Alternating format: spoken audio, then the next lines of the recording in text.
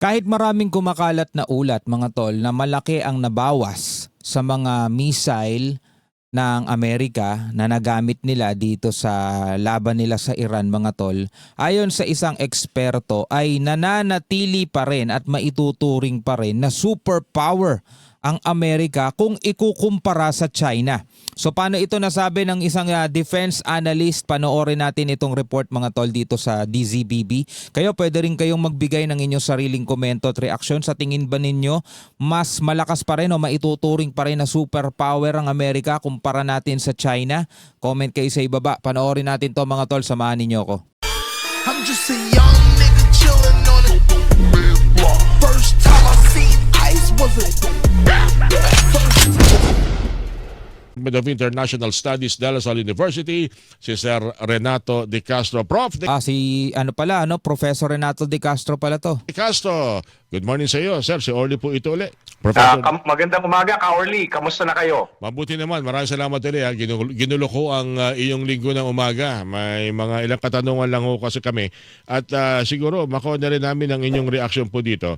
Parang itong nakalipas na mga araw, nararamdaman yung presensya ng China, parang meron naman silang pag-aatubili na maparamdam sa ibang mga bansa sa buong mundo ang kanilang presence sa West Philippine Sea. Sa gitna na rin itong nung mga nakalipas na araw ay tensyon sa gitnang silangan. Parang may ganun din ba kayong observation na nakikita, Professor De Castro? Balikan lang ulit natin baka hindi ninyo alam yung report nitong nakaraan na naglayag yung atin ito coalition dito sa West Philippine Sea, mga tol. Nasa 100 plus nautical miles pa lang, sinubukan nilang magpalipad ng kanilang drone.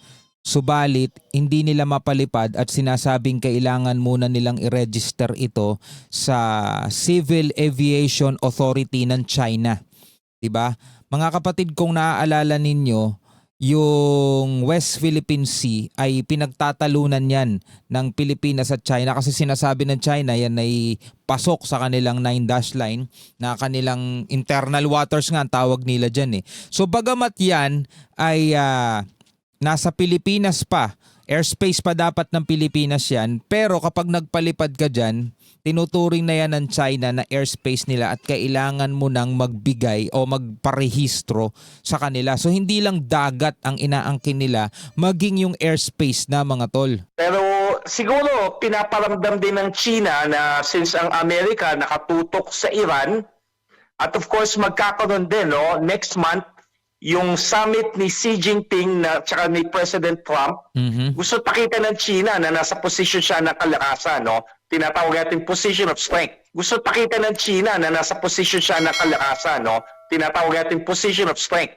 Position of Pag strength. nagharap sila ni Donald Trump at siya sa Beijing, I think by May 15 and 16. Malapit na. So dalawa yung tinitignan niyang oportunidad. Unang-una, nakapokus ang Amerika, of course, sa Iran.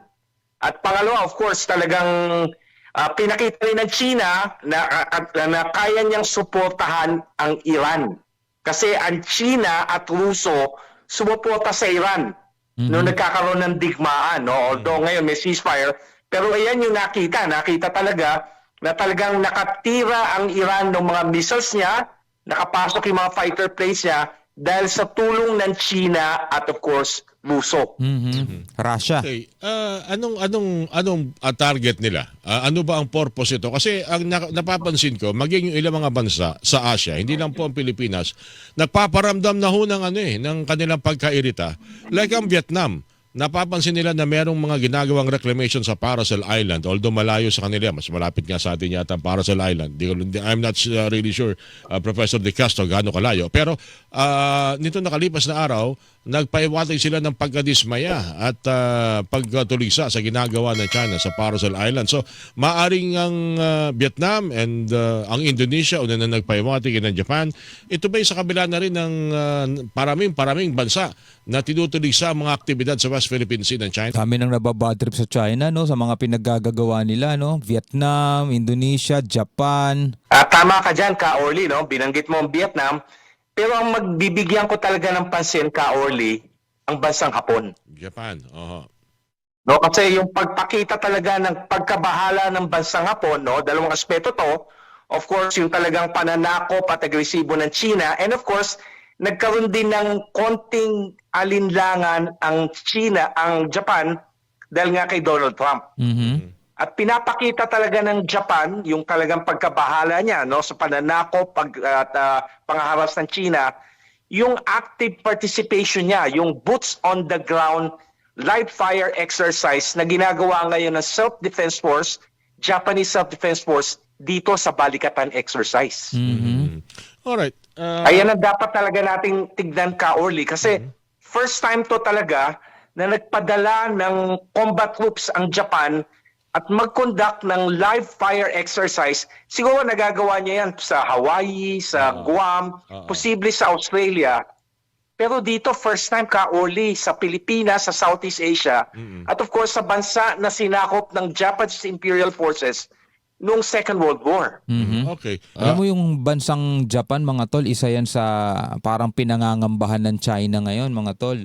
Merong isang report na talagang kinokontra ng China etong pagbabalik ng mga militar nitong Japan. Kasi matagal silang nanahimik. Hindi sila pwedeng gumawa ng kanilang military, no? Hindi sila pwede maging involved kasi yun yung kasunduan nila mula nung World War II.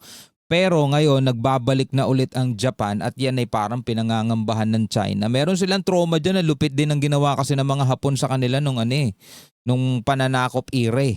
Ako, I believe, hindi naman ito para pahiwatig na kung gusto nyo ng gera, bibigyan namin kayo ng gera. Hindi naman siguro ganun. Kundi pagpapakita lang na hindi kayo pwedeng mambraso, hindi nyo pwedeng gamitin ang inyong puwersa na ganito kayo kalakas sa ibang maliliit na mga bansa na parang kakayanin ninyo lang. Siguro hanggang doon lang naman ito, Kaoli, Professor ayan. De Castro. No? Ang tinatawag dyan, deterrence. Tama. Oo, yun. No? Kumbaga, hinarap ka ng siga, pinapakita ng siga na kaya kanyang isindakin, papakita mo doon sa siga, hindi pwede. Mhm. Meron din akong mga kakampi na talagang tutulong sa akin. Pero Kaoli, meron din of course binabanggit, no? Katulad ni General Logico, no, nung sa Philippine Army, pag siya yung kumbaga yung in charge sa Balikatan exercise, Opo. sinasabi niya rin niya, no, a deterrence to, pero in a way rehearsal rin to just in case nga magkasubukan. Tama. Anyway, hangadan naman natin. Kasi sa totoo lang, ngayon, ang katanungan natin mga kababayan, ano bang purpose ng West Philippine Sea para sa Pilipinas? Siguro, pag natukoy ang purpose na yan, panahon na para kausapin natin, sino ba pwede natin maging kabalikan? Sino ba pwede natin kasama? Sino pwede natin kaagapay para i-develop yan, linangin yan, na mapakinabangan natin pare-pareho? Siguro, papunta na tayo sa ganung punto, Professor De Castro. Ano po? Ang pinakauna, of course, yung Amerika. Mhm. Unang-una, of course, meron tayong Mutual Defense Treaty sa Estados Unidos. And of course, at the end of the day, kahit ano man ang sabihin mo kay Donald Trump, Amerika pa rin ang pinaka-credible. Mm. Kasi siya talaga lang yung only superpower in the world. No, although nagpapalakas ang China, malaki ang budget ng People's Liberation Army, pero ang problema, ang talagang kinakabahan ng bawat Chinese general, admiral, no, untested pa ang People's Untested. Liberation Army at People's Liberation Army's Navy. Ang mga weapon system nila, ang doktrina nila, ang mga sundalo nila at marino nila, ang mga Air Force nila, wala pang combat experience. Oh. Samantala ang Estados Unidos talaga, no, hasana, no, yung capability niya to conduct expeditionary operation, joint operations. Nakita natin yan recently, of course. Ginamit niya yan sa Iran recently, no? Although medyo may impasse ngayon sa Iran, pero pinakita ng Amerika, ni Donald Trump sa buong mundo, kaya naming mag-conduct ng military operation thousands of miles away from the United States homeland. Alright. Pangalawa, Kaorly, at talagang minamatyagan ko talaga yung bansang Hapon. Yung nga po eh. Okay, And- so sabi rito ni Professor Renato De Castro, Amerika ang credible. Ang pinangangambahan daw ng general, mga Chinese general, mga sundalo nila, kahit na bagamat malakas na sila, pero untested, hindi pa sila subok sa actual combat, unlike sa US, mga tol, na hasado na. Kumbaga marami ng experience. Kasi sabi nga, kaya kang talunin ng experience, 'di ba? Kahit na marami kang mga bagong daladalang gadget, armas o kung ano-ano man ang daladala mo, pero kayang-kaya kang talunin ng experience ng isang tao na konti lang ang dala. Pero mas sanay siya sa bakbakan, mas alam niya kung paano, mga tol. No, ano ang inyong masasabi tungkol dito? So ang Amerika pa rin ang maituturing, sabing ganito ni Professor Renato Castro, na superpower. Bagamat na humahabol ang China pagdating sa modern technology, pero pagdating sa experience, Amerika pa rin daw ang credible. So ano ang inyong masasabi dyan? Pwede kayo magbigay ng inyong komentaryo sa ibaba, mga tol.